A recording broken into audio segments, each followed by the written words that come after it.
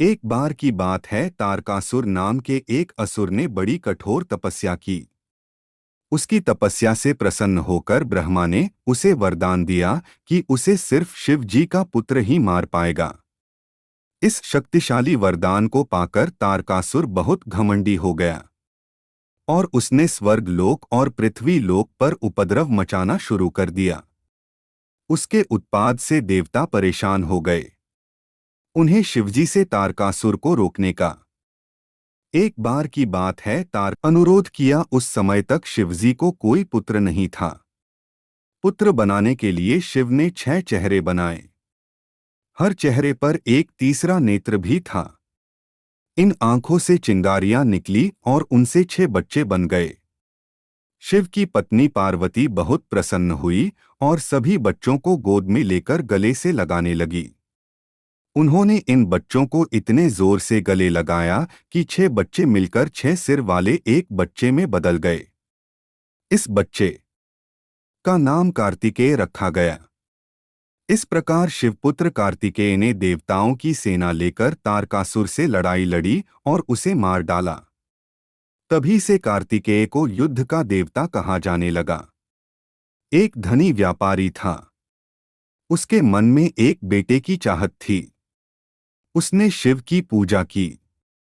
शिव जी ने उसे पुत्र प्राप्ति का वरदान दिया, लेकिन यह भी कहा कि वह पुत्र केवल 12 वर्ष तक ही जीवित रह पाएगा। व्यापारी ने और अधिक लगन से पूजा पाठ शुरू कर दिया।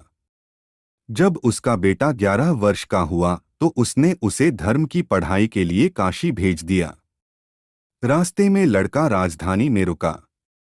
वहां राजकुमारी का विवाह हो रहा था। दूल्हा काना था, लेकिन उसका पिता यह बात छुपाना चाहता था। उसने व्यापारी के बेटे से दूल्हे की जगह बैठ जाने को कहा। विवाह के बाद व्यापारी के बेटे ने एक कपड़े पर सारी सच्चाई लिख दी और उसे राजकुमारी को दे दिया। इसके बाद वह काशी चला गया। जब राजकुमारी ने कपड़े पर लिखा संदेश पढ़ा तो उसने काने ने दूल्हे को अपना पति मानने से इनकार कर दिया। व्यापारी के बेटे की प्रतीक्षा करने लगी। जब व्यापारी के बेटे की आयु 12 वर्ष की हो गई तो उसकी मौत हो गई। व्यापारी के पूजा पाठ और भक्ति से शिवजी प्रसन्न हो गए। उन्होंने उसको दिया। व्यापारी का बेटा राजकुमारी को पत्नी के रूप में लेकर घर आ गया। दुर्गा अथवा पार्वती के प्रचंड अवतार को ही कहा निकाली कहते हैं। असुरों से युद्ध करते समय दुर्गा ने सोचा कि चंद और मुंड नाम के असुरों को मारने के लिए हिंसक और विनाशक रूप धारण करना चाहिए। गुस्से में आकर दुर्गा ने अपने तीसरे नेत्र से तेज बिजली निकाल दी। इस बिजली से नारी की एक काली आकृति प्रकट हुई। उसकी आंखें सुलग रही थी और बाल बिखरे हुए थे। उसकी लाल जीभ चमक रही थी। हीरे या सोने के गहनों के बजाय वह मनुष्य की खोपड़ी की माला पहने हुए थी। उसके 3 हाथों में त्रिशूल, तलवार और मनुष्य की खोपड़ी थी। चौथे हाथ से वह आशीर्वाद दे रही थी। पूरी तरह से रक्त पिपासु दिख रही वह देवी असुरों को मारने चल पड़ी। उसने चंद और मुंड को मार डाल पड़ गया। इसके बाद शिव जी प्रकट हुए और उन्होंने काली के विनाश को रोकने के लिए अपने आप को उसके पैरों पर गिरा दिया। शिव को अपने पैरों के नीचे गिरा दे काली को अपनी गलती महसूस हुई और उसने मारकाट बंद कर दी। मृकंदु ऋषि ने शिव की तपस्या करके पुत्र का वरदान मांगा। शिव प्रकट हुए और पूछने लगे, तुम अधिक आयु वाला साधारण पुत्र चाहते हो अथवा मात्र 16 वर्ष की आयु वाला बुद्धिमान और तेजस्वी पुत्र चाहते हो? मृकंदु ने सोचा, अगर मैं बुद्धिमान पुत्र मांगता हूं तो वह 16 वर्ष की उम्र में ही मर जाएगा, लेकिन अगर मैं अधिक आयु वाला पुत्र मांगता हूं तो वह बुद्धिमान नहीं होगा। उन्होंने बुद्धिमान पुत्र मांगा लिया।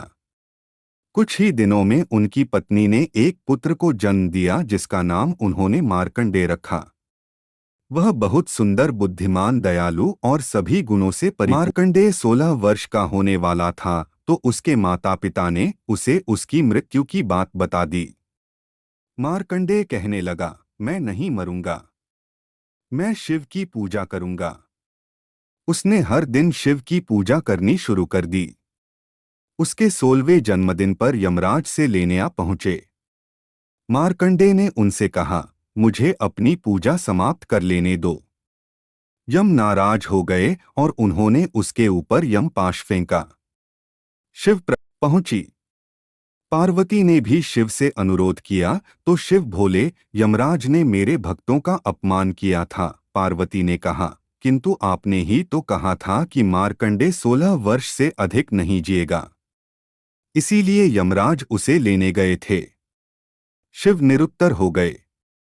इस पर पार्वती बोली, शायद आपका आशय होगा कि मार्कंडेय सदैव 16 बरस का रहेगा। प्रसन्न होकर बोले, बिल्कुल यही बात थी। उन्होंने तुरंत यमराज को पृथ्वी पर जाने की अनुमति दे दी और मार्कंडेय सदैव 16 वर्ष का ही रहा।